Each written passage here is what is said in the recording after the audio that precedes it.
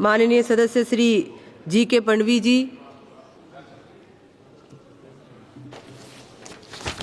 Thank you, Chairman Madam, for giving me the opportunity to speak on this extremely important and serious issue in the House.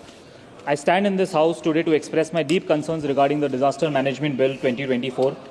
It is extremely necessary to examine its various aspects in detail and in an analytical sense. I will present each aspect of the bill in detail so that it becomes clear why this bill poses a significant challenge to the country's disaster management framework. Firstly, I would want to ask the government and the concerned minister for carefully explaining the legislative intent of bringing this bill. It is not enough to just introduce the bill. It is not enough to just mention the statement of objects and reasons of the bill. I would like to know whether are you trying to resolve some conflict? Are you trying to follow some honorable Supreme Court orders? Are you trying to resolve some pending court cases? I think that should be there in the introduction of the bill, or at least in the reply. And Chairman Madam, I'm not going to beat around the bush. I'll straight away dive into the contents of the bill. In Section 2 of the Disaster Management Act 2005, they are trying to insert an explanation under subsection 1 clause D, which I'll read it out right now. For the removal of doubts, it is clarified that the expression man-made causes does not include any law and order related matter or situation, or any situation arising from law and order related matter or situation. I want to ask the government, why not? Why cannot a law or an order of the government be considered man-made cause of disaster? Is the government immune from responsibility? I would like to know the clarification from the concerned minister as well. Also, they have tried to mention man-made causes. They have defined disaster, but they have not defined man-made disaster.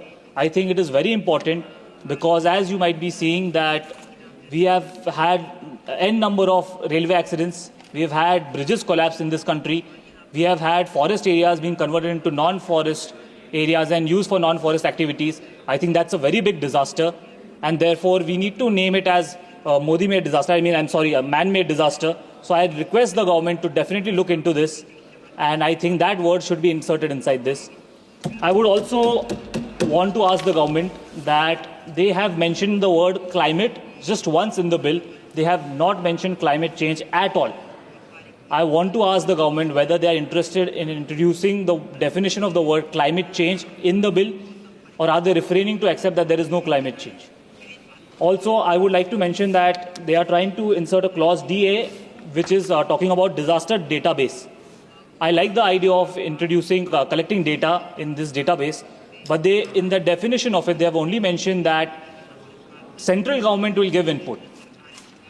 The government should know that the state government are also stakeholders. They should also be considered. They should also be asked whether what kind of statistics and data should be collected from the state government. So I would like another request from the government to give clarification regarding that. In clause GC, they have defined the word hazard. I do not see the requirement of defining the word hazard, because if there is a word called disaster, we are talking about Disaster Management Act. Why are they defining the word hazard? They are defining hazardous events. They are trying to define hazard-prone areas instead of disaster-prone areas. So I would request the government to clarify why are they using the word. Are they using it interchangeably? That kind of clarification I would request from the government. Also, very important clause, that is a clause 36 of this bill, that claims that the word compensation be replaced with relief. I think it's completely wrong to replace the word with compensation to relief, because as I'm a lawyer, I know that compensation is recognized in consumer law, it is recognized in constitutional law as well as environmental law. It is a legal right. Even if the government doesn't accept it, it is at least deemed to be a legal right. So they should accept the word compensation as and how it exists, because compensation is given as a remedial measure when a fundamental right is violated. I would like to mention a case of MC Mehta case, which is AIR 1996 SC 711. The Honorable Supreme Court had held that they have the power under Article 32 to award compensation to the victims of pollution. Compensation, I like to define the word compensation here. Compensation is social insurance. It is a welfare measure by the government.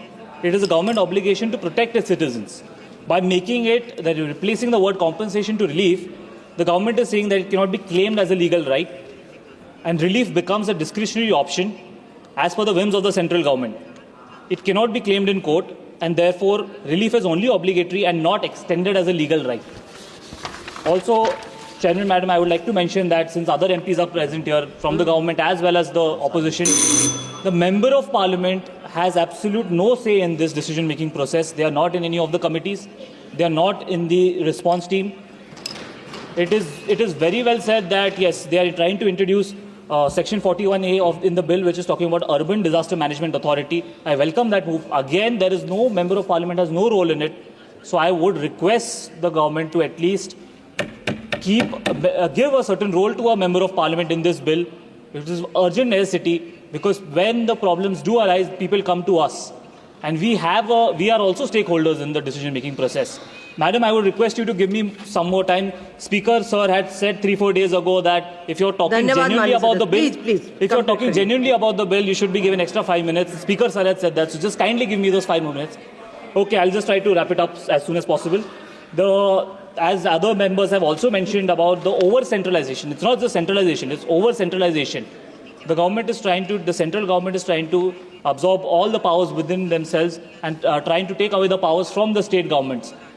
I would like to give an example that when the Amphan cyclone did occur, the states of West Bengal and Odisha played a crucial role in disaster management.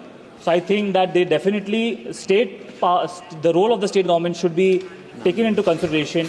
Also, I would like to talk about the complexity in emerging financial. Ma'am, I'll just complete in 1 minute, just suggestions. Last line. I will not talk about the other parts of the bill.